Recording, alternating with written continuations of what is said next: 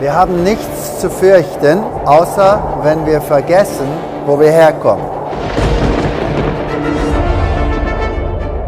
Es ist also wichtig, dass wir alte Wahrheit, die leicht vergessen werden, mal wieder anbieten.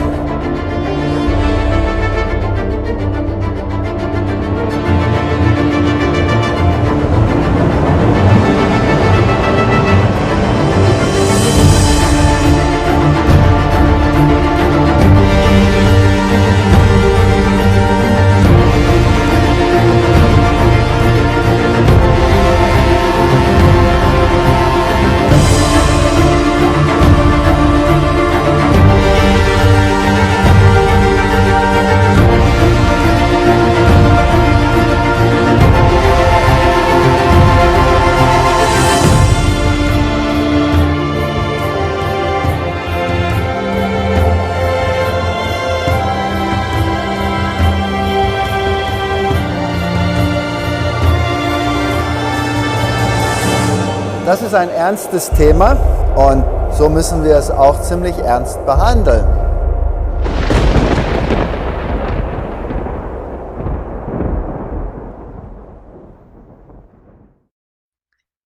Guten Abend, alle beieinander. Ontem à noite nós vimos a primeira parte da palestra Colhendo uma Tormenta. E ali nós vimos as principais organizações fundadas pelo sistema católico. Nós já tematizamos os Cavaleiros Templários, os Jesuítas, Opus Dei e todas estas organizações.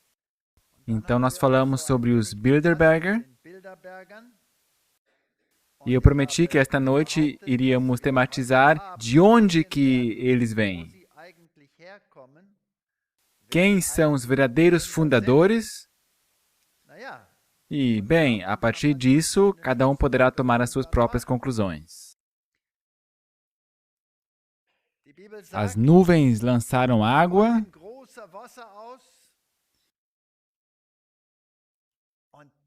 E aqui um evento final irá acontecer, uma tempestade virá. E tudo isso sobre o que falamos irá ser banido perante o Senhor. Portanto, de onde vêm os Bilderberger e qual é o papel deles? Temos tanto mito em torno desse grupo dos Bilderberger e se fala mais sobre eles do que realmente é possível ser verdade.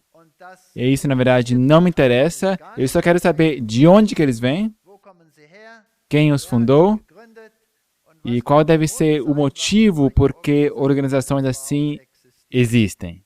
E quais seriam as melhores fontes que se poderiam utilizar? Eu penso que não se pode ir num lugar melhor do que na própria homepage dos Bilderberger, porque assim se teria direto da boca deles. E eu queria ler para vocês algumas partes. E claro que tenho que dizer que numa palestra assim não se pode ler tudo o que está escrito aí. Até por uma questão de tempo. E para aqueles que sabem ler alemão, podem tranquilamente ler à vontade.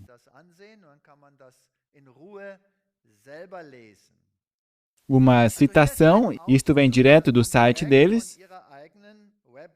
Eldon Hatch, ele escreveu o livro A Sua Realeza, Príncipe Bernardo dos Países Baixos. Uma biografia oficial autorizada do Príncipe Bernardo, do próprio Príncipe Bernardo. E ele diz aqui, tudo aconteceu de forma confidencial. O hotel estava circundado por guardinhas, de forma que nenhum jornalista pôde se aproximar mais perto do que 1 milha, ou seja, 1,5 km. Os membros se comprometem a não vazar informações e dados à luz pública. Todas as pessoas presentes, presidentes, ministros de relações exteriores, outros políticos, chefes de partido, diretores de bancos, etc., todos estavam aí, juntos, e isto foi um evento e esse evento levou o nome do hotel onde aconteceu pela primeira vez. Tivemos pessoas acadêmicas, então o relatório diz que quando esses participantes entraram, todos tinham o mesmo status, sem hierarquia, para que pudesse haver uma discussão, uma mesa redonda que não estivesse sendo forçada. Este encontro e os que se seguiram, que tiveram sobre a história de nosso tempo uma grande, talvez decisiva influência, são, em minha opinião, o feito do qual o príncipe Bernardo mais se orgulha na área da unidade ocidental e compreensão internacional.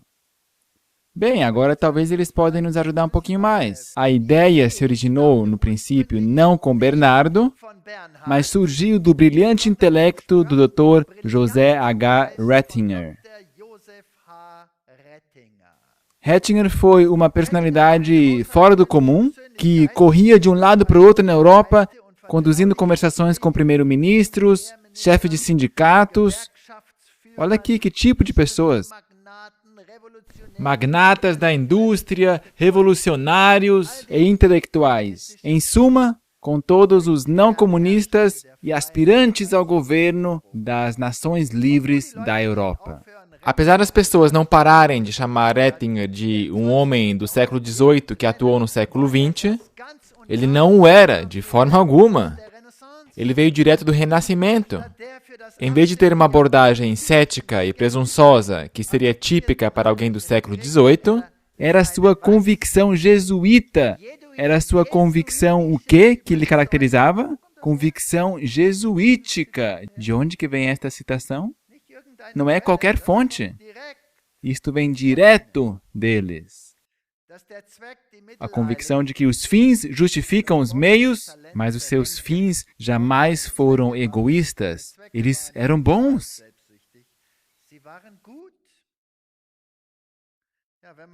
Sim, quando se está nessas agremiações e se tem os seus alvos, então esses alvos devem ser bons.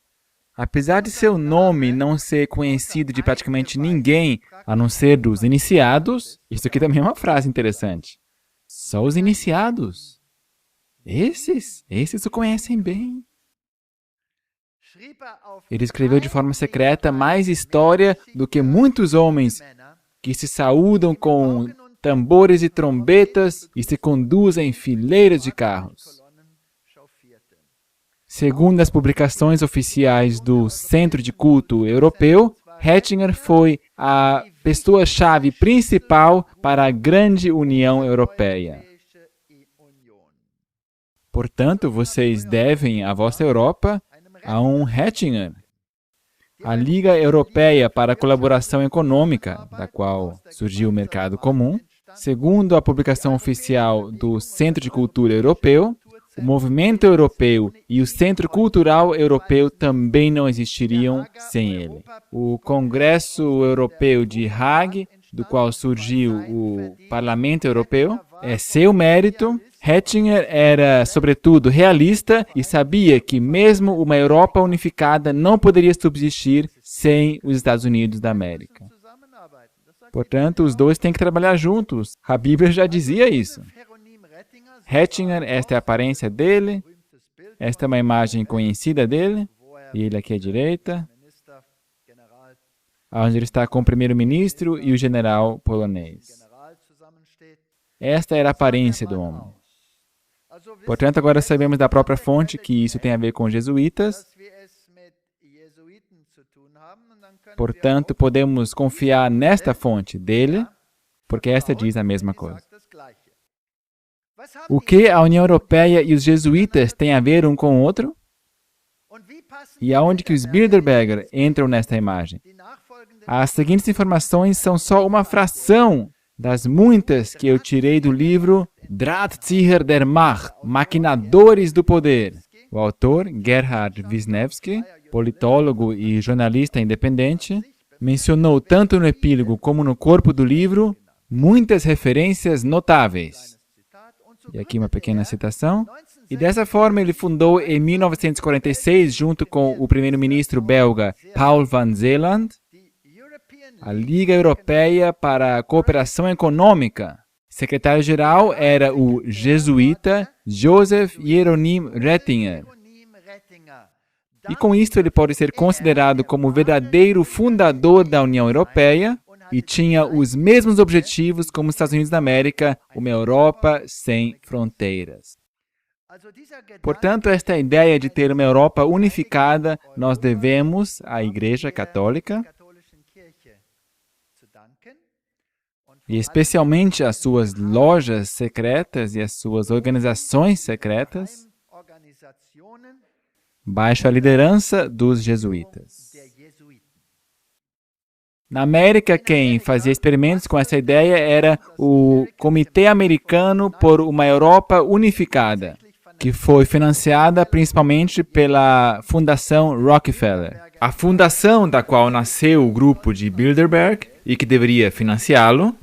Portanto, o dinheiro vem desses institutos de Rockefeller e esses, como eu já disse na palestra passada, também estão baixo esse sistema e não são independentes como a maioria na mídia afirma. Portanto, além da fundação da União Europeia, Rockefeller parece ter contribuído significativamente para a fundação dos Bilderberger. Mas quem poderia ser o manda-chuva dos Bilderberger? Esse homem, amigo dos Rockefeller e de quase todos os outros membros fundadores dos Bilderberger, Joseph Hieronyme Ratzinger, jesuíta. Portanto, parece que a Igreja Católica, através de todas estas organizações, pelos seus cavaleiros templários, tem em suas mãos não só o FBI, não só a CIA, não só o maior exército do mundo, não só a Europa e os seus empregados, não só os sindicatos, não só os grandes jogadores da economia, e muitos outros, inclusive agrupamentos religiosos, blocos religiosos. Portanto, este rei atropela toda a filosofia do Rei do Sul. Aqui está mais uma citação interessante de Watch Pair. Lancemos o nosso olhar para a Europa. Assim deveria se cumprir o que um artigo no Sunday Telegraph, de 21 de julho de 1991, está descrito. Karol Wojtyła, o antigo Papa João Paulo II, está se preparando furtivamente para vestir a capa, da qual ele solenemente acredita ser seu divino direito de carregá-la. A capa de imperador do Sacro Império Romano, que reina desde Ural até o Atlântico. A Igreja Católica consegue isso através de sua asa política, os democratas cristãos e os partidos cristãos socialistas, e os pais fundadores da União Europeia colhem a sua derradeira recompensa, o status de santo. O Papa beatificou Alcide de Gasperi, Robert Schuman e Konrad Adenauer. Esse é um santo católico. Alcide de Gasperi. Quem era ele? Ele foi um estadista italiano, um político, fundador do Partido Cristão Democrata, e de 1945 a 1953 ele foi primeiro-ministro de 8 coligações sequenciais. Portanto, ele era governante no início nessas áreas. E depois, o francês Robert Schuman e o alemão Konrad Adenauer eram fundadores da União Europeia. E por isso que também ele foi beatificado. Robert Schuman, quem foi esse? Esse era de Luxemburgo, estadista francês, cristão democrata, pensador político independente e ativista. Foi por 2 vezes primeiro-ministro francês. Ele também teve que ver com a aparelhagem da União Europeia, fundação da OTAN, etc. Portanto, esta união América-Europa, isso já foi planejado por muito tempo. O que nós vemos hoje não passa da rodada final. É só a rodada final. Konrad Adenauer, a gente não tem que ler muito sobre ele, vocês já conhecem ele.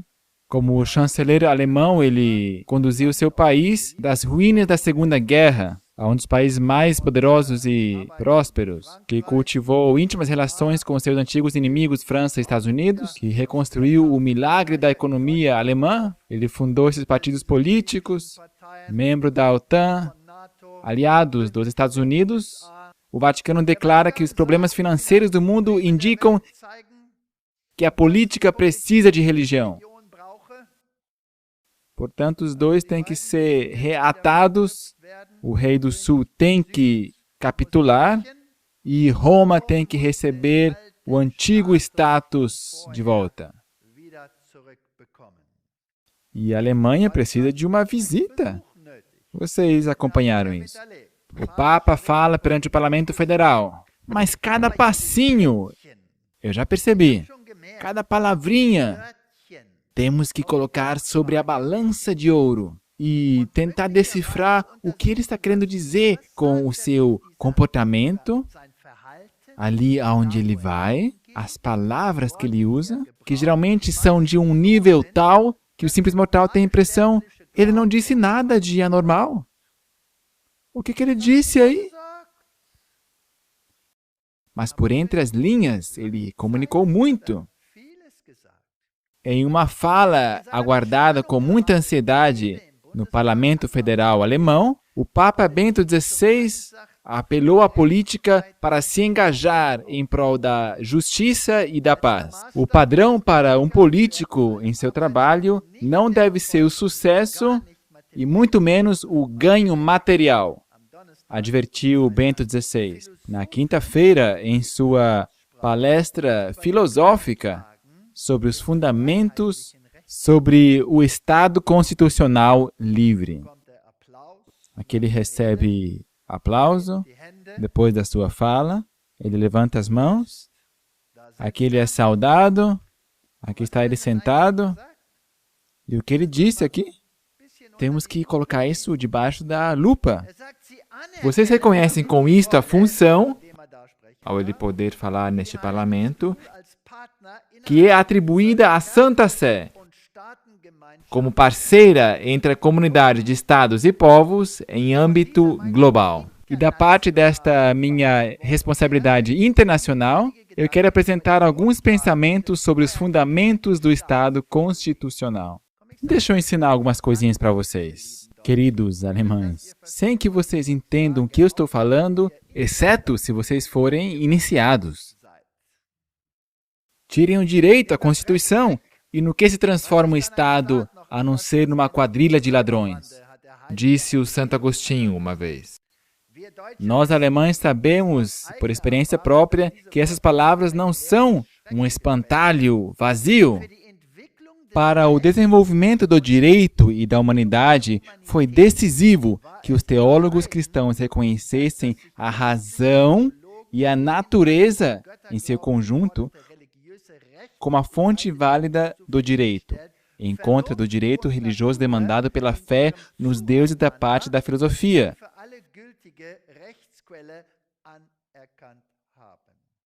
Obrigado!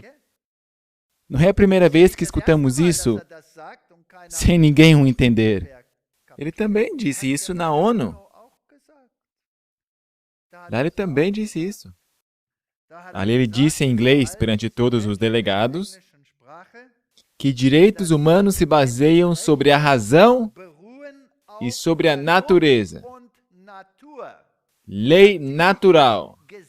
Em inglês, natural law. Agora, claro, se nós não entendemos a lei no sentido católico, então não entendemos o que o Papa disse.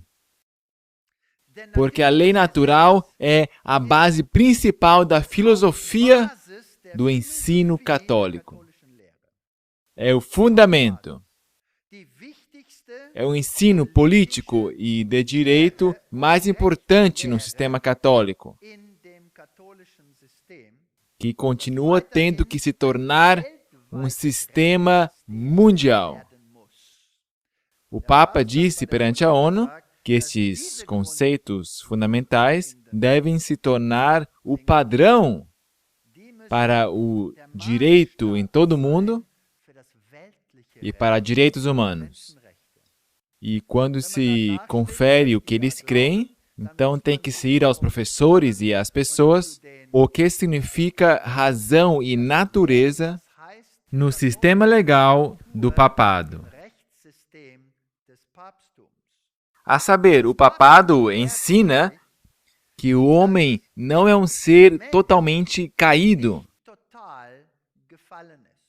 E, em contraste, a Bíblia ensina que o ser humano é caído em todos os aspectos, que em nós não habita bem nenhum e que sem Cristo nada podemos fazer. Porém, não o papado. O Papa afirma que através de sua, e assim ele o diz literalmente, estas citações estão numa outra palestra, se vocês querem vê-la, numa palestra que fala sobre anulando a lei. Ali vocês têm todas as referências de onde ele o diz, que a sua razão pode determinar o que é correto, o que é direito, o que é lei. E para isto ele não faz referência a Deus. Portanto, a norma bíblica não é o padrão para o que é certo e para o que é errado. Não, a sua razão e só ela. E se a sua razão lhe diz que as normas bíblicas não podem ser aplicadas de uma forma universal, então ele as tem que mudar. E, portanto, ele tem o direito de mudar a lei de Deus e oferecer ao mundo a sua lei com a sua lógica. E esta lei não é só para um grupo ou para uma denominação. Não.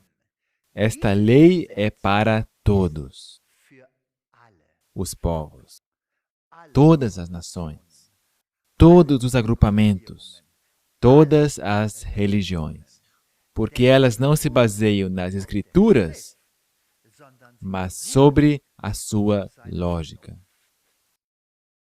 Isto é triste. Então o Papa diz, por ele estar na posse desta cadeira que ele tem, assim ele disse aos estudantes em Roma, por ele ter esse assento, ele tem esta posição suprema, que lhe dá a possibilidade de entender melhor e aplicá-lo melhor do que qualquer outro ser sobre este planeta. Portanto, aqui temos a base do poderio do sistema católico. E como escrevem os professores, que esta lei natural da Igreja Católica é o presente mais grande, se é que o podemos chamar assim, à humanidade. E esse sistema é que dá ao papado o poderio de ditar a sua moral. Então, o que ele disse aqui na dieta alemã? Ele disse, se vocês fizerem leis, vocês as escreverão segundo a lógica, segundo o sistema natural, e esta é minha ética. Em outras palavras, vocês pertencem a mim, vocês são meus. Tal foi o atrevimento dessas afirmações aqui na dieta alemã e na Assembleia Geral da ONU. Isto borda a uma ofensa. Encontro do Papa com representantes da Igreja Evangélica Luterana, um desastre. Nem de longe o Papa satisfez a esperança de um reconhecimento positivo da reforma. Porque o seu intercurso com os protestantes foi fantástico, foi fantasticamente indiferente, frio. Em assuntos de fé, não se negocia. Este é um assentimento de um teólogo das fileiras do próprio Joseph Ratzinger. Em suma, indigno e borda a uma ofensa dos seus interlocutores. Portanto, por um lado, em assuntos de fé, diretamente, falando de fé, Protestantes, vocês se submetem frente a mim. Isso tudo é em suas atividades aqui na Alemanha. E então, um jogo de poder. Vem cá, eu vou mostrar para vocês quanto poder eu tenho. 100.000 pessoas visitam o culto de encerramento. Ele é recebido entusiasticamente. E aqui o Papa ressalta o significado do local de peregrinação de Etzelbach.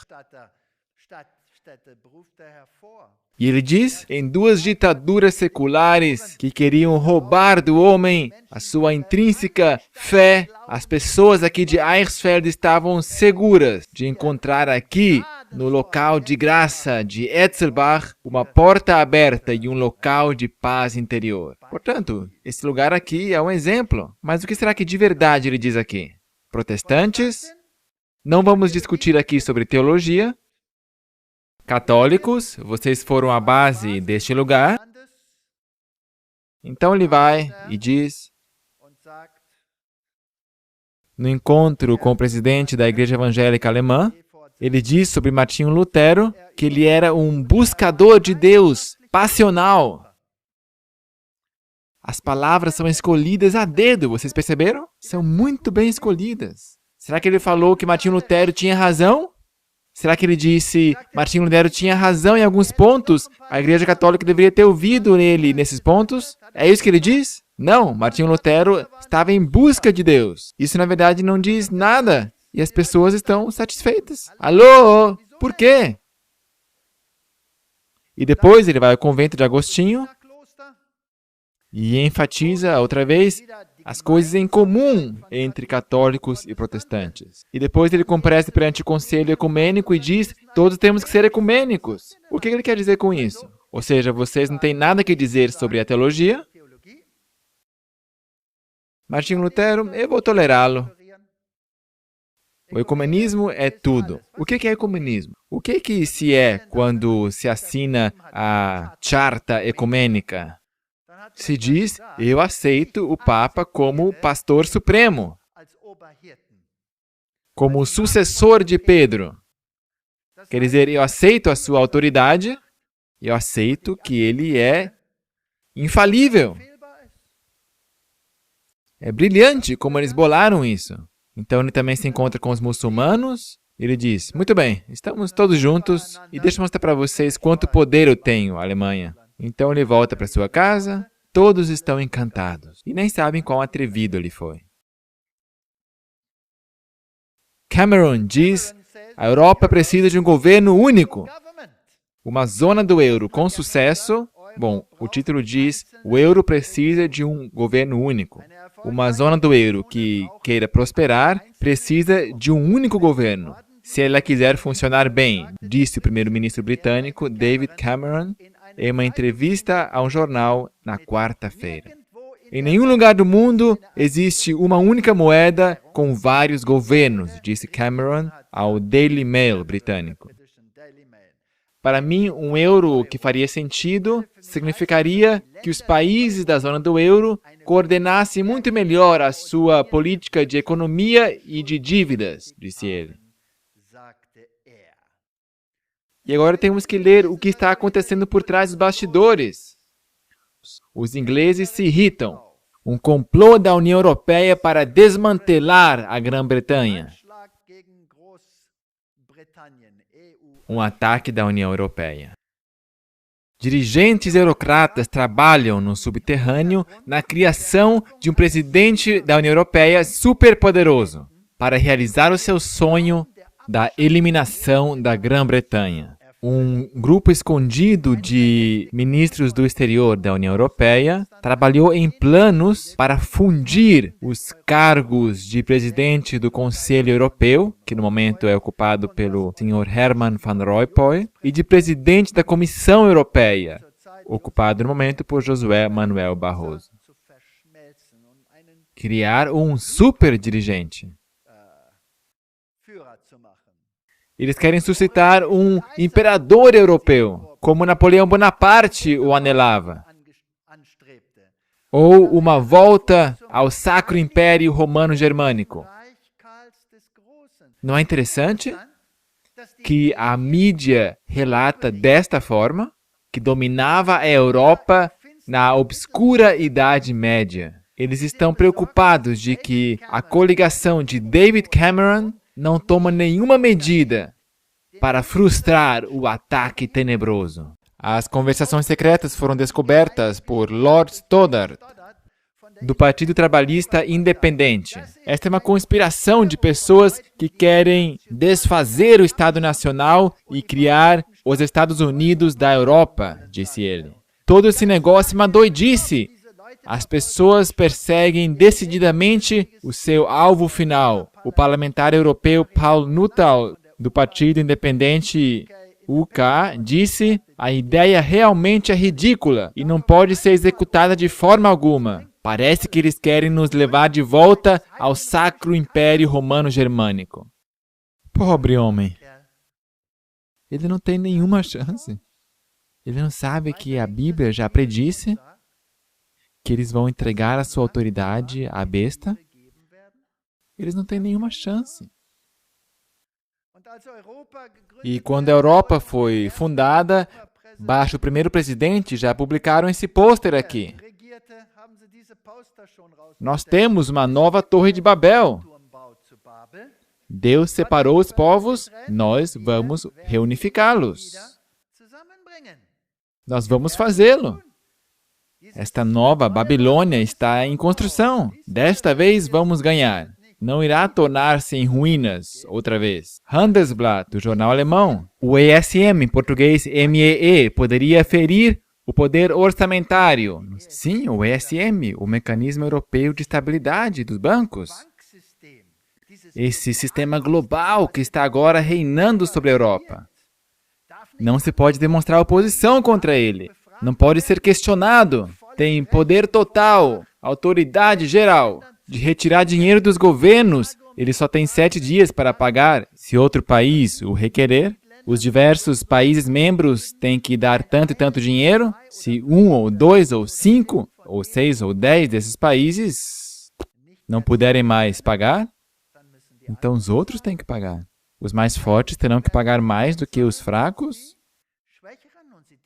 e não podem recusá-lo. Também não se pode perguntar o que irá acontecer. Portanto, agora nós temos um sistema onde temos um poder que prescreve exatamente o caminho a seguir. Em inglês, nós temos como é que se diz? A saying, um provérbio. Talk is cheap. Money buys the whiskey. Quer dizer, só falar, isto é barato. Custa dinheiro para comprar a cachaça. Não estamos aqui falando sobre cachaça, claro, é sobre outras coisas. Mas quem domina o dinheiro, esse domina o quê? Esse domina sobre o quê? É esse que determina o caminho. E este poderio superior é quase como o Federal Reserve, a Reserva Federal Americana. Essa também não está submissa ao direito. Essa também pode fazer o que ela quer. Os americanos se irritam, mas não adianta nada. Nós temos sistemas dúplices nas duas áreas agora. E uma superioridade que o controla. E esta superioridade se encontra na Igreja Católica. Porque todos os fundadores ou eram agentes da Igreja Católica, ou eles foram conduzidos nessa direção. Eles foram proclamados como santos e agora nós temos um MEE. Isso é fascinante e nós vamos logo ver o que todos eles estão prescrevendo.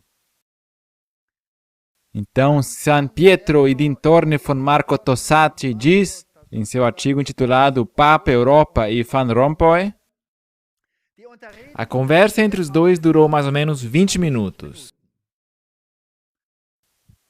Portanto, tudo está agora pronto. Nós estamos prontos. Nós agora temos a comissão que queríamos. Nós estamos governando. Nós temos o poder. Os países estão domados. Por 20 minutos ele conversou com o Papa. Então, eles trocam alguns presentes, e esse homem aqui do Conselho Europeu recebe uma medalha. É sempre tão bonito receber uma medalha de ouro. A gente fica tão orgulhoso, a gente pode pendurá-la, a gente pode expô-la na parede. É maravilhoso.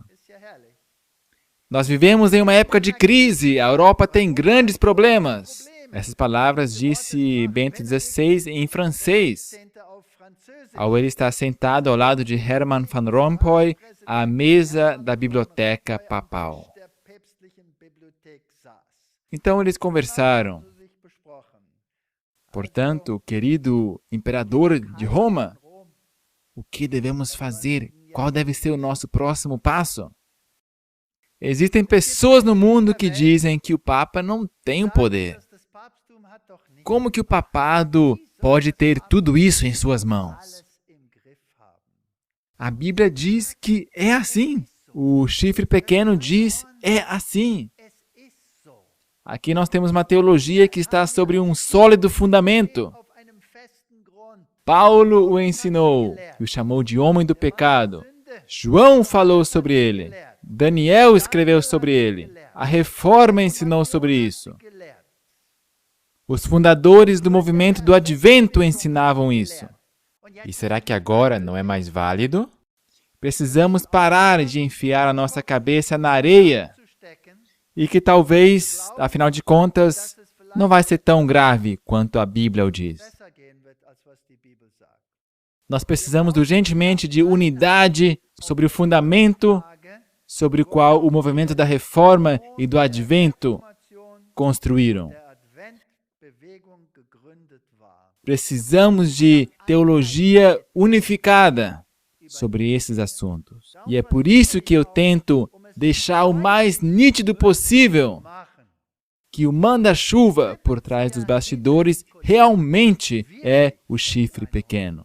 E não só isso, mas que a ideologia e a teologia e o título e a reivindicação que ele faz, mais cedo ou mais tarde, irão entrar em conflito com o sistema legal de Deus.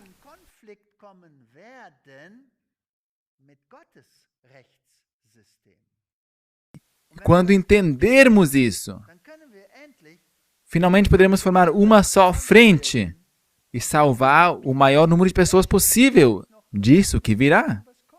Eu só quero lhes mostrar como as pedras estão clamando. E nós, como adventistas, deveríamos estar lá na frente. Deveríamos ser a cabeça e não o rabo. Por que que o rabo hoje faz mais barulho do que a cabeça? Render unto the Pope. Rendam-se ao papado. Aqui eles escrevem nesse artigo. Existe muita discussão sobre a pergunta se a União Europeia é uma democracia, uma teocracia, uma oligarquia ou uma ditadura coletiva. Mas, no fundo, ela não é nenhuma dessas. Ela é uma anfictionia. Sim, uma palavra difícil. Uma aliança entre estados em torno de um centro religioso. Uma União Europeia católica irá conduzir a submissão da ética britano-protestante baixo princípios católicos sociais, políticos e religiosos. Essas são pedras que estão clamando. Esses são políticos gritando. E não são quaisquer políticos. Essas são pessoas que servem no gabinete, que olham para essas coisas e dizem: ei, está acontecendo alguma coisa aqui. A promessa de coroação da rainha, de governar o Reino Unido conforme as leis e a tradição e de conservar a fé estabelecida por lei da Reforma Protestante, é isso que a rainha tem que fazer. Mas ela não vai poder fazê-lo na nova Europa, diz esta pessoa. Aliás, quem que é esta pessoa? Adrian Hilton, ex-candidato ao parlamento e autor de The Principality and Power of Europe. Ele leciona filosofia e estudos religiosos e é candidato pelo Partido Conservador. Não é qualquer um. Segundo a Constituição Europeia, a União Europeia terá um imperador católico, ao qual estará subordinado um monarca protestante. Ou seja, a rainha estará subordinada a este imperador, naturalmente o Papa. Um assentimento a essa Constituição iria selar definitivamente uma rendição do Reino Unido ao senhor feudal da comunidade ecumênica europeia. Um reino no qual tudo é sujeito ao imperador e onde o imperador é Deus. Dar-lhe o euro seria tudo o que os seus estados vassalos ainda teriam que fazer. Não é interessante? É exatamente o que diz a Bíblia. Aqui está ele sentado, presumindo ser Deus. E ele é um Deus. Aqui está o ex-chefe jesuíta Kolbenbach, beija o seu anel. Aqui está o ex-chefe dos Cavaleiros Templários americanos, beija-lhe o anel. Cardeal Egan. Aqui está o chefe jesuíta atual. E aqui está o atual soberano dos Cavaleiros Templários. Todos lhe beijam o anel. Aqui está ele sentado, e ele é um rei, sentado sobre seu trono, e os seus vassalos ao seu redor. E os presidentes se inclinam perante ele.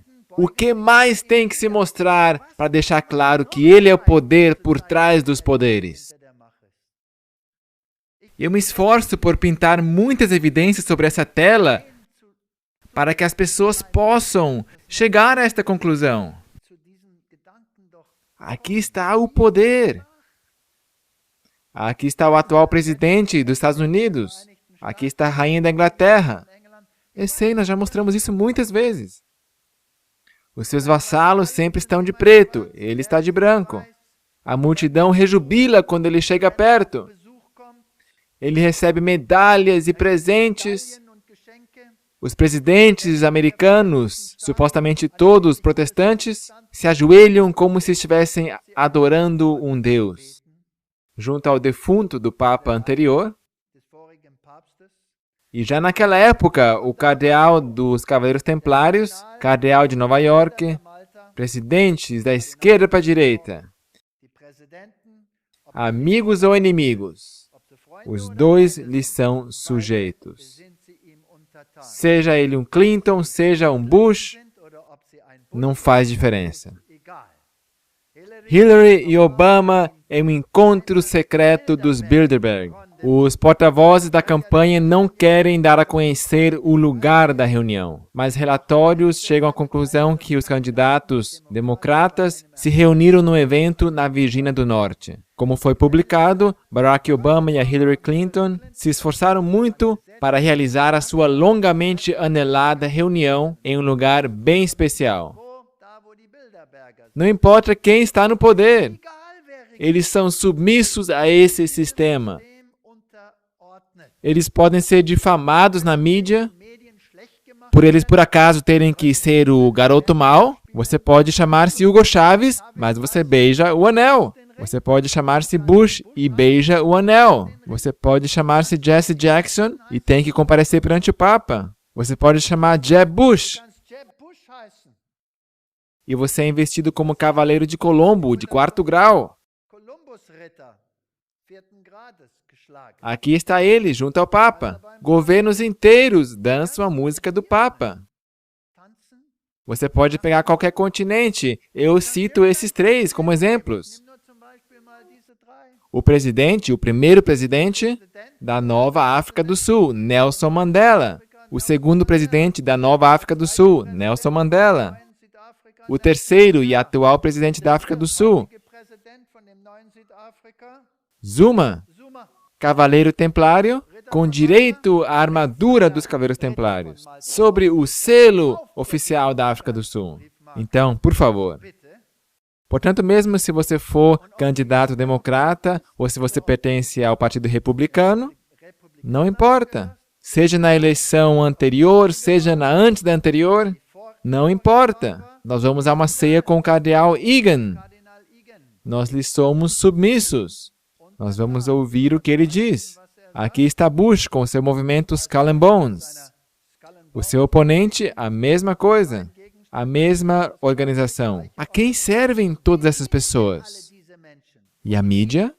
Quem controla ela? Quem controla o que nós ouvimos? Quem fica cuidando para que a atitude e os pontos de vista das pessoas sejam orientadas em certa direção? Como é que diz lá? E todo mundo se maravilhou segundo o seu pensar, seguindo a primeira besta. Porque não entendem a diferença entre a Bíblia e a lei natural. Chris Matthews era estudante da Holy Cross. Beth Buchanan foi estudante da Universidade de Georgetown. Vincent Fox, da Fox News, beija o Papa. Essas são as mídias. Quem controla a mídia?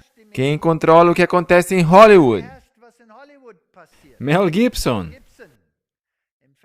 recebeu um doutorado honorário da Universidade Jesuíta de Loyola Marymount, em Washington. Pra quê? Por seu filme? Que mostra o lado oculto da paixão de Cristo? Vocês já analisaram esse filme uma vez? E não só isso. Quem escreveu esse filme? O roteiro. Foram os jesuítas? O nosso cérebro está sendo lavado numa certa direção. Então não importa se eu sou um político ou se eu sou da aristocracia, isso não importa. Aqui está o príncipe Alberto, beijando o anel. Aqui está a sua nova ordem de cavaleiro. A saber, ele se tornou cavaleiro templário. E ele se casa com uma linda mulher do meu país, a África do Sul. Uma menina protestante. Mas ela tem que tornar-se católica ao se casar com ele. Triste, triste. Seja você o rei João Carlos, você beija a mão. Quem domina este mundo? Está bem óbvio. Então saltemos para os países do Oriente, porque as pessoas perguntam: o que você me diz dos países asiáticos? Por favor! O primeiro membro registrado da região da Ásia é de 1837, o monarca persa Nasser al-Din Shah, e depois alguns dos outros imperadores. E agora, a Quito, a Ordem da Jarreteira. Que nomes tolos esses! E aqui está... Quem que está aqui? Quem que está se inclinando perante ele? Obama. Vocês já se perguntaram por que ele se inclina tão profundamente? Porque lá embaixo... Quem que está mais alto, o pequeno ou o grande? Obama é Bilderberger. Mas o japonês... Ele é membro da Ordem da Jarreteira. Esse está um pouquinho mais alto até. Portanto, um tem que se encurvar um pouquinho mais e ficar mais baixo que o outro. Se nós não reconhecermos que esse sistema tem o mundo em suas mãos, então nós somos como esta avestruz. Eu escolhi de propósito a primeira avestruz como uma, como é que se diz? Uma caricatura. Um desenho, mas esta ave aqui é de verdade. Ela não tem a cabeça de verdade debaixo da areia, é só atrás do morrinho ali, mas é uma imagem bonita para todos os efeitos. Precisamos voltar nossos olhares à Bíblia. Precisamos voltar aos rudimentos da reforma. E se não fizermos, nós não poderemos atingir qualquer unidade em nossa igreja. Porque nós não podemos atingir unidade no erro. Precisa ser sobre o fundamento e sobre a base da verdade. E ao descobrirmos essas relações, isso não quer dizer que não se é cristocêntrico, mas se deixa claro que existem dois lados e as pessoas têm que escolher sua posição. Ou ela escolhe a Cristo e seus preceitos, ou ele escolhe o sistema do mundo e está abaixo a razão do Papa. E Martinho Lutero já disse que a sabedoria humana não presta para absolutamente nada em âmbito religioso. E se não me engano, o Papa é um ser humano. se eu não estou enganado.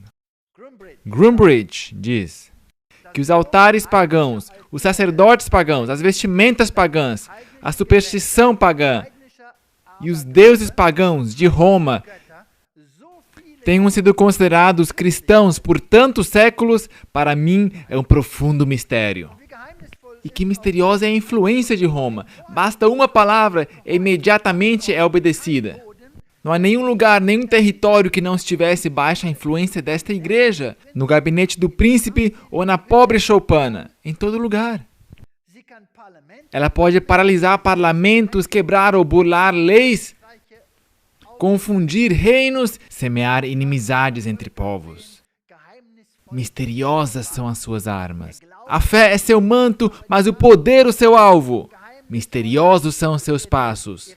Seus projetos começam no escondido, mas quão grande é o alcance de suas intrigas. Precisamos acordar. Vamos aos candidatos republicanos à presidência. Eles são os atuais candidatos da ponta para a Casa Branca. E Obama seria tolo se os depreciasse. Um deles é um puritano a tal ponto de não tocar um café. Ai, que bonitinho. Alguém é puritano quando não toca um café. Estou tão feliz com isso. Um outro é um cristão de linha tão dura que iria bombardear o Irã. E esses eram os candidatos da ponta. Newt Gingrich, esse era no começo o mais provável. Não é mais. Porque ele tem, como é que se diz, muitos esqueletos escondidos no armário. Mas o que ele disse? Ele tinha dito religião na frente. E esse homem, esse era interessante, Rick Santorum. Foi uma briga interessante entre ele e outro. Ele também perdeu, mas é interessante de ver o que esses homens creem e o que eles oferecem ao povo. Ele ainda é jovem. Ele pode se tornar o próximo candidato. Quem sabe ele retorna a próxima vez. Foi preciso 375 eventos, mas no final Rick Santorum foi o homem do dia de Iowa. Eu não vou ler tudo, vocês podem depois dar pausa e lê-lo em alemão. Olha, os dois aqui foram os dois oponentes republicanos. E ele diz bem claramente que ele não concorda com as leis nos Estados Unidos. Precisamos voltar a leis cristãs. Temos que mudar isso. Nós não podemos permitir o que o governo constitucional hoje permite. Precisamos de moral. Precisamos moral eclesiástica em nossas leis. É interessante que ele joga isso no ar e que isso aumentou tanto o seu ibope. Aqui estão os dois, Rick Santorum e Mitt Romney. Esse último, apesar da forte oposição, saiu como vencedor republicano. E naturalmente a família. O Papa também é a favor da família. Precisa se mostrar que se coloca a família no centro outra vez. Vejamos rapidinho aqui quem está aqui e aonde. Olha aqui na enciclopédia. Rick Santorum e sua família costumam frequentar a missa em latim da igreja de Santa Catarina de Siena, de Washington. Até aqui tudo bem, ele é católico. Em 12 de novembro de 2004, Santorum e sua esposa foram na Catedral de Nova York de São Patrick, nomeados como cavaleiro e dama magistrais dos Cavaleiros Templários. Portanto, o que ele é? Cavaleiro Templário. Quando se é Cavaleiro Templário, o que se jurou? Ele jurou ser submisso ao Papa. Mas não só isso. Ele também é Opus Dei. Opus Dei? Portanto, esses são agentes profundos que juraram ter o alvo de passar a moralidade e o poder ao Papa. Essas são as pessoas no governo. Senador McCain, naturalmente também da aristocracia. Ele disse, vamos votar em Mitt Romney. Talvez ele é um mormon, mas e daí? Portanto, ele é mormon. O fundador mormon, Joseph Smith, foi maçom de alto grau, assim como seu sucessor Brigham Young. Segundo o livro Black Robe, eles tinham que ver com o jesuíta Peter D. Smith. Eles planejaram isto cautelosamente. Ele escreve, o fundador mormon, ele escreve, à noite eu fui investido no primeiro grau da maçonaria da loja de Nauvoo, uma reunião no meu escritório geral. Em outra parte ele diz, eu fazia parte da loja maçônica e subi ao elevado grau de mestre. Ele foi maçom de grau 33. Isso é história. Pequenas coisas secretas, isso, aquilo, acolá. Eu visitei tantos templos mormons em minha vida. Eu sempre tento entrar por trás dos bastidores, mas as portas sempre estão fechadas. E eu me entretive aqui com um deles, e ele não queria me deixar entrar. Eu falei, só uma foto. Ele falou, não, você não pode entrar. Você não pode entrar. E eles também têm esses mesmos aventais que os maçons, esses apertos de mão especiais e todas essas bobagens. Então eu conversei um pouquinho com ele, e eu falei, você tem uma fé tão interessante, eu queria saber um pouquinho mais, etc. Eu já sabia o que eles criam, mas eu queria ouvi-lo de sua boca. E eu falei, vocês creem na grande deusa, não é? E vocês creem que Deus Pai e Deus Mãe não sabem fazer nada melhor que constantemente produzir novos filhos? E todas essas milhares de almas que são cultivadas ali no céu precisam de um corpo humano. E por isso os mormons, a princípio, tinham muitas mulheres para poder ajudar a Deus e achar um lugar para essas almas. Isso é verdade. Eu não estou tirando sarro. Então eu perguntei, vocês creem nisso, não é? Ele falou, sim, mas isso não está nos nossos escritos. E aí apareceu uma moça que tinha escutado a nossa conversa. Um deles, ele falou, sim, mas nós cantamos isso. Então eu falei para ela, então cante para mim. Então ela olhou, ela estava com vergonha. Então ela cantou para nós e eu gravei. E ele então cantou para o seu Deus Pai, sua deusa Mãe, etc. e tal. É uma fé interessante. E foi o diabo que falou a verdade no Éden. É assim que ensinam os mormons. E o maior presente que nós temos do Éden é que Eva comeu da árvore. Porque sem este dom do pecado, o homem não teria prazer. Ensinos esquisitos.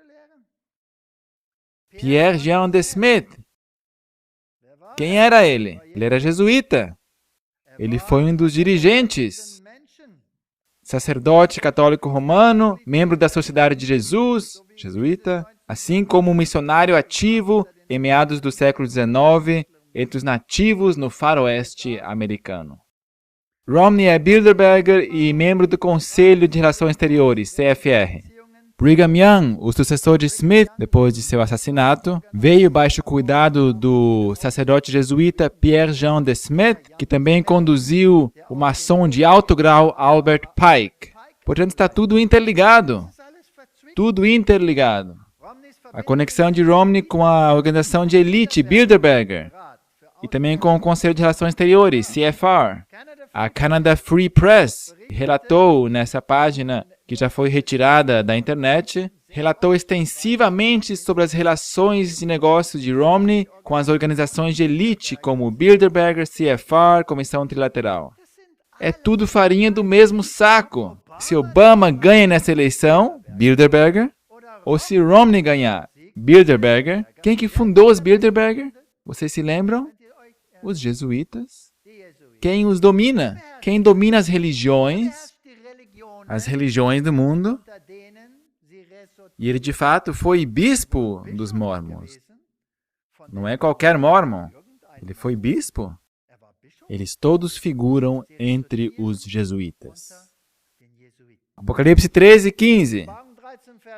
E foi-lhe concedido aos Estados Unidos da América que desse espírito à imagem da besta, para que também a imagem da besta falasse e fizesse que fossem mortos todos os que não adorassem a imagem da besta.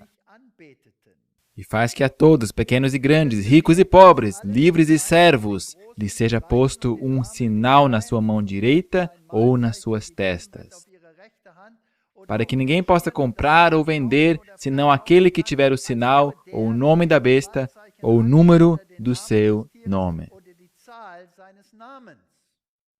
E agora não vou me aprofundar nessa teologia, porque essas palestras estão todas em terceiroanjo.com. Mas, resumindo, aqui se trata de um sistema onde os Estados Unidos, na América protestante, a igreja e o Estado se fundem, assim como foi proposto por Rick Santorum, por exemplo, e também pelos outros candidatos. E aqui eles o dizem publicamente. Rick Santorum disse publicamente o que Kennedy também tinha dito, de que a afirmação de que Estado e igreja têm que estar separados faz ele vomitar. Ele disse isto publicamente. Portanto, nós chegamos a esse ponto na história, onde justo isso que fora predito pela Bíblia está acontecendo perante os nossos próprios olhos. Mas aqui se forma um Estado constitucional eclesiástico, e na Europa se forma um Estado constitucional eclesiástico. A ferida mortal aconteceu aqui na Europa, ela tem que sarar aqui na Europa. Então esta besta em aliança com sua cidade irmã,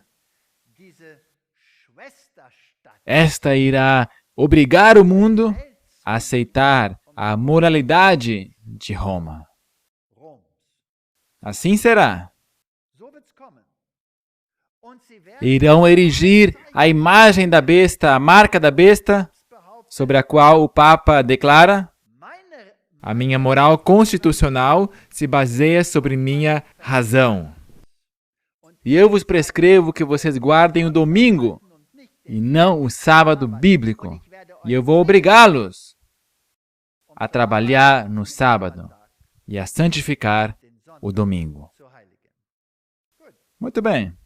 Na Europa, eles fundam a Aliança Dominical Europeia. Eu não vou falar demais sobre isso, está tudo relatado em outras palestras. Agora o meu enfoque é outro. Juntos em prol de horários de trabalho razoáveis. Portanto, aqui outra vez, a razão vai nos dizer o que é bom e o que é correto. A Aliança Dominical Europeia. Condições laborais justas e razoáveis. Cada trabalhador tem direito a condições de trabalho saudáveis, seguras e dignas. O Papa formulou isso de uma forma tão sofisticada. O povo rejeitou em primeira instância essa proposta, ou seja, o Parlamento Europeu a rejeitou. E agora a pressão está outra vez aí.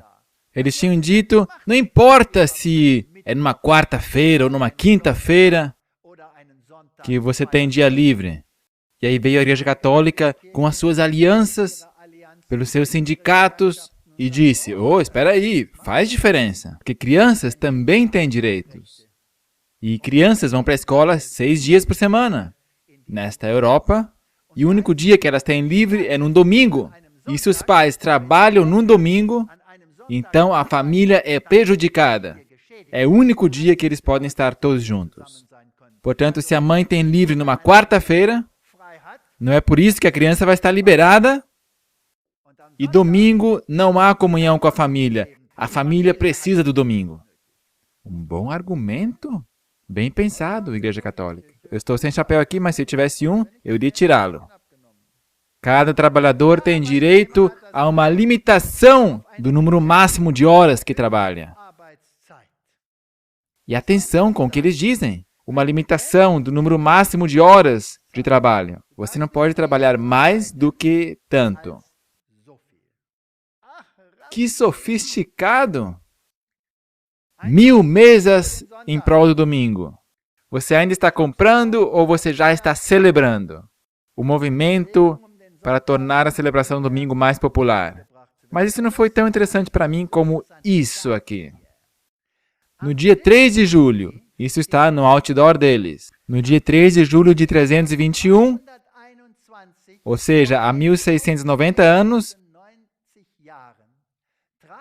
o decreto de Constantino entrou em vigor, que declarou o domingo um dia de descanso e feriado geral.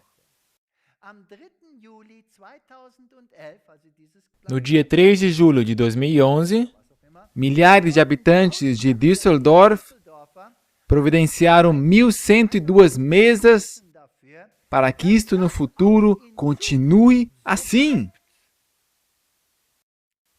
Fascinante.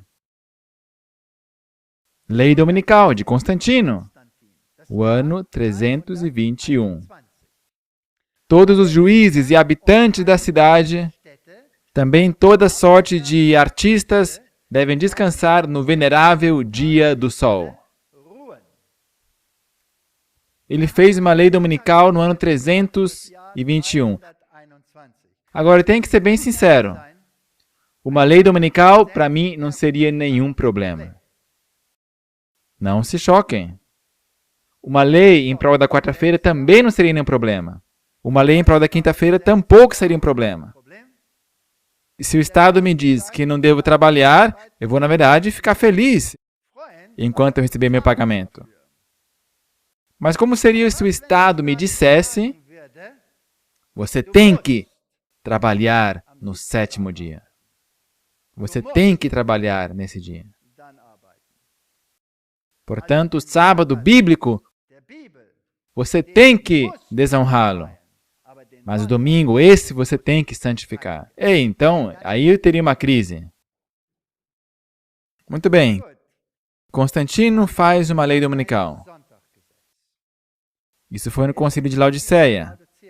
Este é o imperador de Roma. Esta é sua lei. A formulação é um pouco diferente do que esta de Constantino, mas vamos traduzi-la. Os cristãos não devem judaizar, ou seja, guardar o sábado. Isto é lei canônica católica. Os cristãos não devem judaizar, ou seja, guardar o sábado. Pelo contrário, devem trabalhar nesse dia. O dia do Senhor, porém, eles têm que honrar de forma especial. Se esta lei se tornar lei, aí sim eu tenho um pepino. Porque então eu terei que escolher entre Deus e este imperador. Vocês estão de acordo? Qual é a lei que irá colocar a Europa de joelhos? A de Constantino ou essa de Roma? Ele diz bem claro, esse é meu sinal. E agora vamos ver como é que eles fazem. Isso é tão sofisticado. Isso é tão bem bolado. E o Must Keep Sunday. A União Europeia tem que guardar o domingo, diz a Igreja Católica. A Igreja Católica quer ancorar o descanso dominical na lei da União Europeia. A União Europeia, no momento, debate sobre mudanças, etc. Nós já falamos sobre isso. Trumpet. Catholic Church and Trade Unions form Holy Alliance. Vamos traduzir. A Igreja Católica e uniões sindicais formam uma santa aliança para reforçar a observância do domingo. Uniões sindicais por toda a Europa fizeram pequenos protestos no dia 4 de março, apelando aos governos a forçar indústria e comércio a fechar no domingo. Tudo aconteceu nesse ano. Isso é 2012. Isso não é teologia do século XIX, assim como eu ouço vez após vez. Ai, mas essa é teologia do século XIX. Alô? 2012. Isso é de agora. Holy Alliance in Italy. Protests against working on Sundays. Protesto contra trabalho no domingo. Sindicatos organizaram pequenos protestos por toda a Itália. E a Igreja Católica prometeu seu apoio para o domingo, como parte de uma campanha europeia contra negócios estarem abertos aos domingos. É isso que está acontecendo.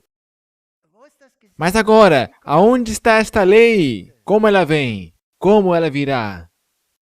The Guardian. Isso é o fim da picada. Eurozone demands 6-day week for Greece.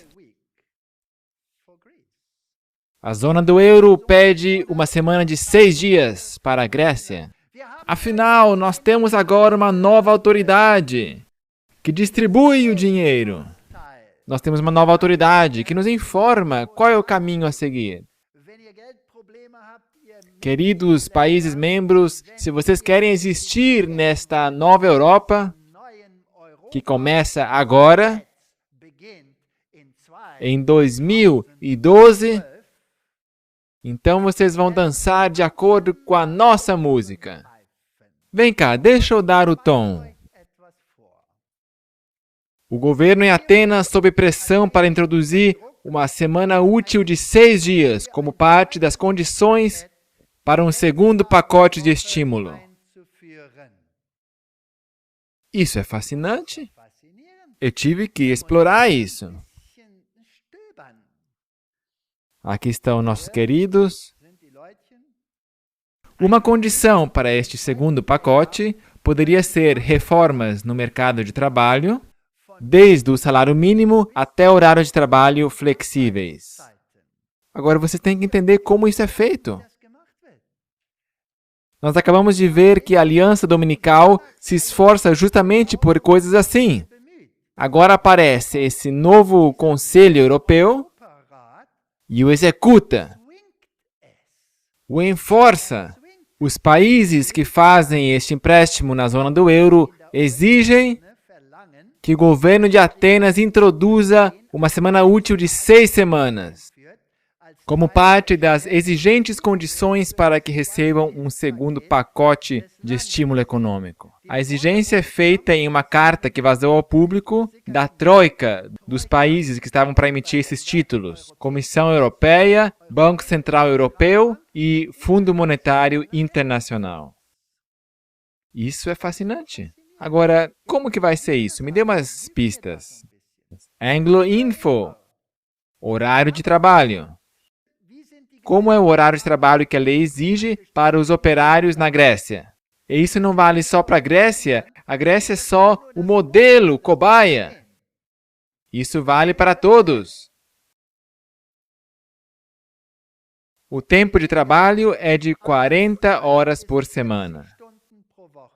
A nova lei que foi emitida limita a quantidade máxima de horas por dia a 10 horas.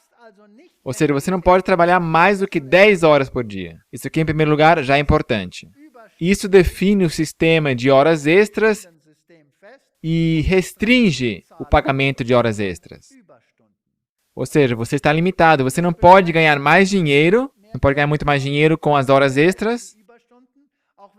Mesmo se você trabalhar mais que 10 horas, você está limitado a receber o salário de 10 horas diárias. Você não pode trabalhar mais que isso. Sobre as horas extras, o horário de trabalho máximo por semana para esses empregados, inclusive horas extras, não pode cruzar a marca de 48 horas médias. Agora divida 48 por 8 horas por dia. Aonde se chega aí? Aí se chega a 6. Portanto, se você quer ganhar alguma coisa, você tem que trabalhar 6 dias por semana. Muito bem, continuemos. Descanso. Em 24 horas, a fase de descanso tem que consistir de pelo menos 12 horas continuadas. Os operários têm direito a uma fase continuada de descanso de pelo menos 24 horas por semana.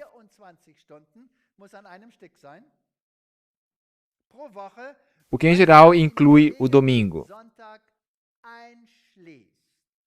Então, por favor, você tem que ter 24 horas em um só pedaço de descanso e o domingo está incluído. Aonde nós vamos ter 24 horas num só pedaço se não for no domingo? Portanto, qual é o dia de descanso? Segundo estas leis, o domingo.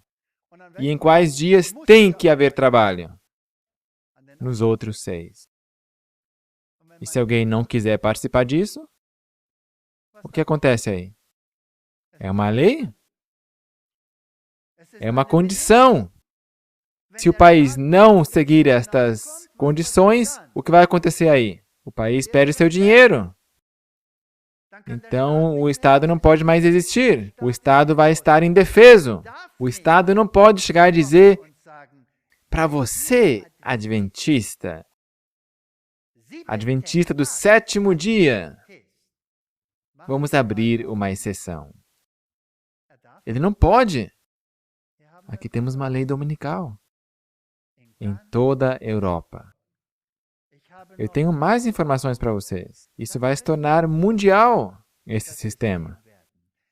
Porque esse é o sistema moral, supostamente para o bem da humanidade. Para que a família possa se beneficiar. E para que possa haver descanso e um horário de trabalho digno. E é interessante também que eles dizem que isso não está ligado ao horário de abertura ou fechamento da empresa. Isso quer dizer que podem ser empregados diferentes turnos de trabalho.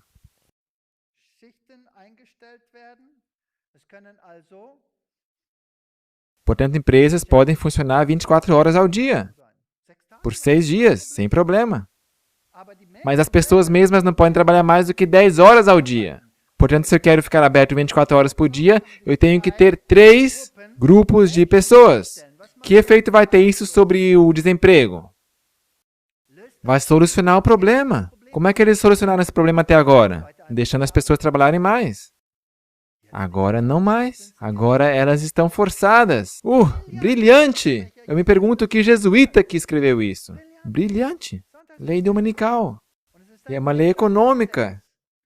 Você não pode comprar nem vender, porque você não vai ter emprego. É aqui que entra em jogo a confiança em Deus. Porque estamos às portas dos eventos finais. The Wall Street Journal. Defamation of Religion, the new international legal craze. O que eles estão dizendo aqui? Eu não posso falar nada contra a religião. Os países muçulmanos tentaram que isso fosse aprovado na ONU. A ONU, a princípio, tinha dito não. E o que fizeram, então? Então, eles assassinaram o cônsul, o chefe do consulado na Líbia. Ou seja, vocês não querem essas leis morais, eles vão recebê-las, portanto, utilizam os muçulmanos para que as possam receber. Eu sou um terrorista, segundo o Vaticano. O Vaticano diz, se você criticar o papado ou a religião, você se qualifica como terrorista. Eu não posso falar nada contra isso. Portanto, eu tenho que dizê-lo agora, e bem rapidinho. A Bíblia diz que os Estados Unidos também vão introduzir leis assim e vão contribuir para isso, porque, afinal de contas, eles são a polícia do mundo. Defensores desse novo direito, baseado sobre a razão do Papa, para que a família possa se beneficiar, para que pessoas possam viver de uma forma digna, para que isso se torne uma lei universal, é lógico. E assim, um domingo se tornará uma lei universal. E os Estados Unidos, com o seu poder, vão tomar medidas para que um país que não aceita esses direitos humanos não tenha direito de existência na nova ordem mundial. Battlefield US. Americans face arrest as war criminals under Army State Law. Campo de batalha, Estados Unidos. Americanos se defrontam com detenças como criminosos de guerra baixo a lei militar, ou lei marcial. Lucas diz, homens desmaiando de terror, na expectação das coisas que sobrevirão ao mundo, porque os poderes dos céus serão abalados.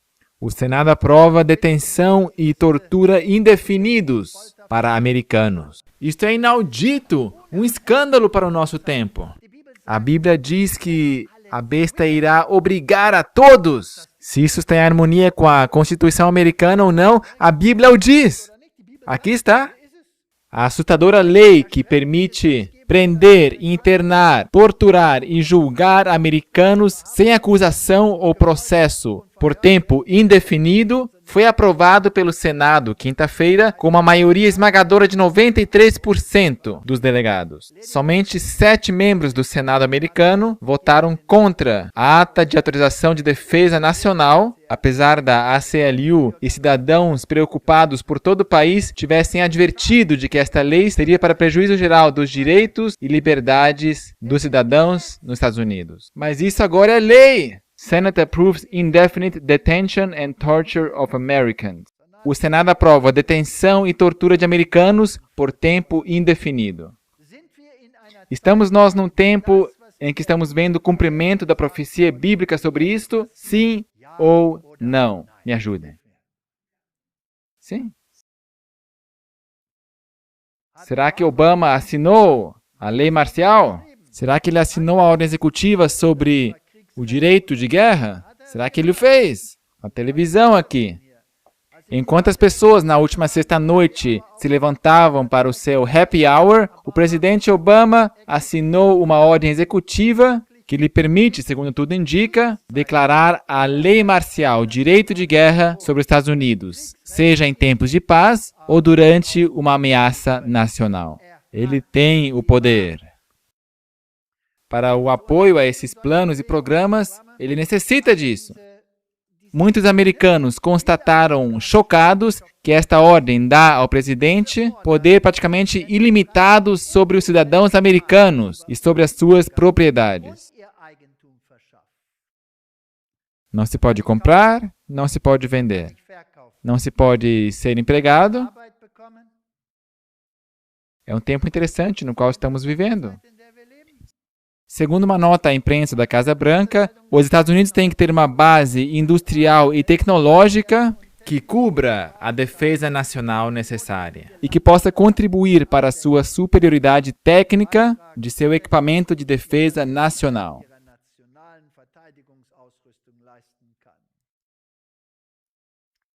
Muito bem. O próximo relato interessante.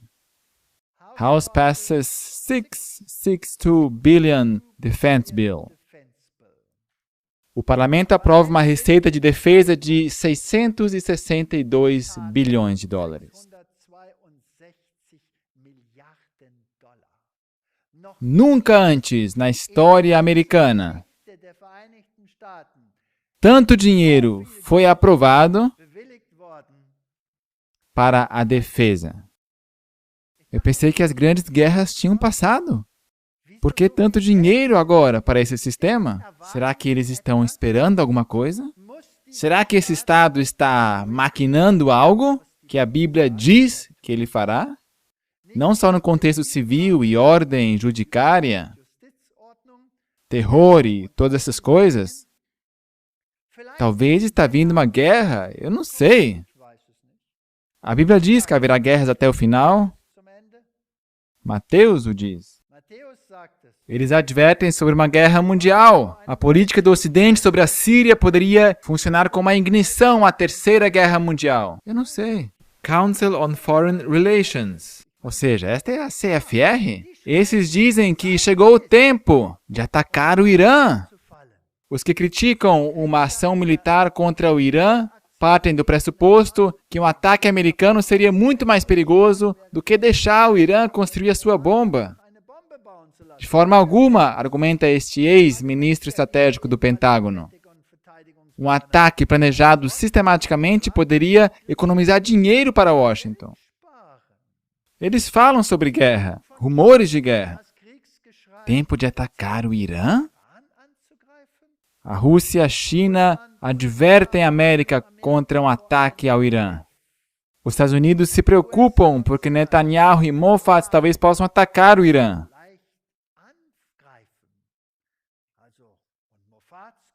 Os Estados Unidos da América estão preocupados que a coligação de Shaul Mofaz e seu partido Kadima, um governo com o primeiro-ministro Benjamin Netanyahu, poderiam levar a qualquer momento a um ataque ao aparato nuclear do Irã.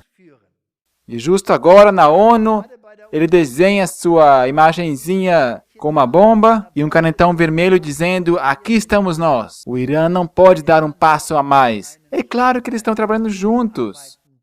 Leia uma vez na mídia o que esse homem tem a ver com a CIA, com o FBI e todas essas entidades. Ele, aliás, foi criado nos Estados Unidos. O primeiro-ministro israelense Benjamin Netanyahu marcou quinta-feira uma linha vermelha para o programa nuclear do Irã. No momento em que o Irã teria juntado o suficiente de urânio enriquecido para construir a sua primeira bomba, e estava confiante de que a ONU iria compartilhar a sua opinião. Bem, esses também têm a sua jogada religiosa. Afinal de contas, eles esperam um Armagedon aí no meio. Talvez o dragão que dá o poder por trás dos bastidores a esta besta ainda queira fazer um espetáculo de seu poder. Não importa para mim. Claro, me importa que as pessoas sofram. Mas o que é importante para mim, a Bíblia diz, é que o sinal da besta será imposto. E é isso que eu estou vendo. E para isso eu não tenho que ficar olhando para o Oriente Médio e também não preciso saber se está vindo uma guerra ali ou acolá, ou se temos rumores de guerra aqui ou ali. Eu só tenho que olhar para a Europa, para os Estados Unidos e para estas conjunturas apresentadas. Porque em breve teremos a escolha entre o sinal da besta e o selo de Deus.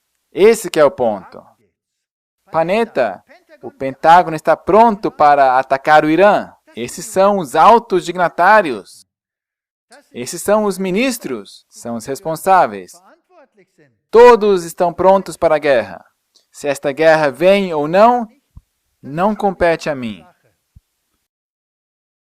Panetta, com isso, confirmou os comentários do cônsul americano Dan Shapiro sobre o exército israelense de 17 de maio de 2012, sobre o exército israelense, que Washington tem pronto um plano militar caso o diálogo diplomático não exerça pressão suficiente sobre o Irã.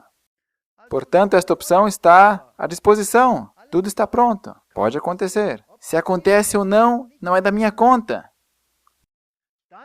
Daniel 12, verso 1 diz: E naquele tempo se levantará Miguel, o grande príncipe que se levanta a favor dos filhos do teu povo. E haverá um tempo de angústia, qual nunca houve. É isso que a Bíblia diz. Desde que houve nação, até aquele tempo. Mas naquele tempo livrar-se-á o teu povo, todo aquele que for achado escrito no livro. E esse é o ponto decisivo.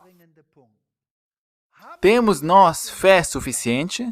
Entendemos nós os eventos e os acontecimentos no cenário mundial suficientemente para decidir-nos firmemente pôr-nos de lado de Cristo ou do lado do outro? Aonde estamos nós? E quando fizermos esta decisão de colocar-nos do lado de Cristo, nós sabemos exatamente, segundo as leis que nós vimos hoje e segundo as condições que nós vimos, que não vale a pena correr para a África do Sul, também não compensa ir para os Estados Unidos, ou correr para a Ásia, ou para a Austrália, ou para a Nova Zelândia, ou para a Antártica. Porque ele tem tudo sob o seu poderio. Só existe um no qual podemos esperar. E este é Jesus Cristo. Temos nós fé suficiente para dizer, eu estou com Jesus Cristo, eu me aferro à sua lei, porque se Ele é a pessoa mais poderosa no universo, Ele pode me proteger daquele outro poder. E se Ele prometeu que nesta época de angústia, o meu pão e a minha água serão seguros, então pode vir o que der. Concordam? Temos nós fé suficiente?